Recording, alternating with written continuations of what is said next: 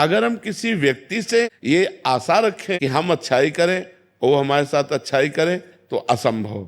ये कलयुग है, यहाँ कपट छल, मतलब अगर आप उनकी ऐसी परिस्थिति में जब कोई सहयोग नहीं दे रहा, सहयोग दे दिया और उसको पता चल गया कि आदमी तो सरल स्वभाव का दयावान है, तो वो आपको नष्ट करने की भी सोच सकता है कि इसको फंसा लो। वो ये नहीं सोचेगा कि जब कोई साथ नहीं दे रहा था तब इस व्यक्ति ने साथ दिया, मैं कृतज्ञता प्रकट करूं। नहीं, आज का समय ऐसा नहीं है। आपको बेवकूफ माना जाएगा, आप ज्यादा उदारता दिखाएंगे और ज्यादा सहयोग करेंगे तो माना जाएगा कम बुद्धि का। और जो छल कपट बेईमानी करे, बोले बड़े प्रवीण आदमी है। आज सम्मान किनका होता है? दंभी, पाखंडी, छल कपट का। और सत्य से चलोगे तो बुद्धू कहे जाओगे। दूसरे को जरूरत पड़ी, अपनी जेब से निकाल के दे दिया। दूसरा भूखा है, अपना भोजन दे। इसको भगवान आदर देते हैं।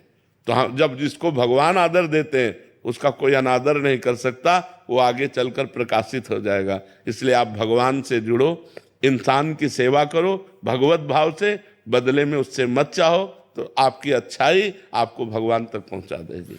पर जी हम क्या चाहते हैं कि अभी हमने अच्छा किया तो अच्छे का परिणाम तत्काल अच्छा मिले, बट महाराज जी ये तो पक्का है ना कि बाद में मिलेगा हमें? पक्का 1000% पक्का मिलेगा।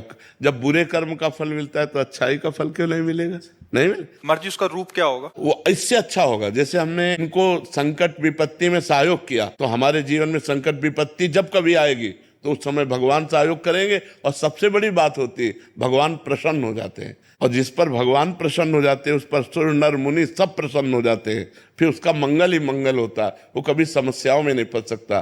देखो, हम लोगों की एक अहम वृत्ति है जो इतना तो चाहते हैं कि भले आप हमारे बदले में कुछ ना करें, लेकिन मुंह पर इतनी बड़ाई तो कर दें। इतना कान सुनना चाहते, ये भी हटा दे, ये भी इच्छा हटा दे। वो बोले ना बोले, नेकी कर दरिया में डाल, मंगल हो जाएगा तुम्हारा।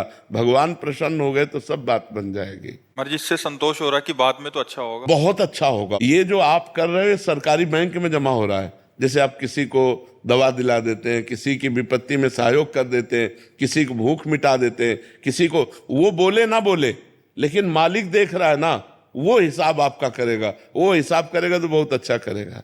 इसलिए हमें संसार से नहीं, संसार के मालिक से जुड़े रहना चाहिए। और ये सब कार्य संसार के मालिक को समर्पित करना चाहिए कि आपकी प्रसन्नता के लिए मैं कर रहा हूं, बढ़िया बात बन जाएगी। वही कार्य कर्म बन गया और वही कार्य कर्म योग हो गया। जो भगवान को समर्पित कर दिया गया वो कर्म योग हो। कर्म योग भगवान की प्राप्ति कराता है। और जिसको भगवान मिल गए तो फिर क्या दुर्लभ रह गया, सब आनंद मिल जाते हैं।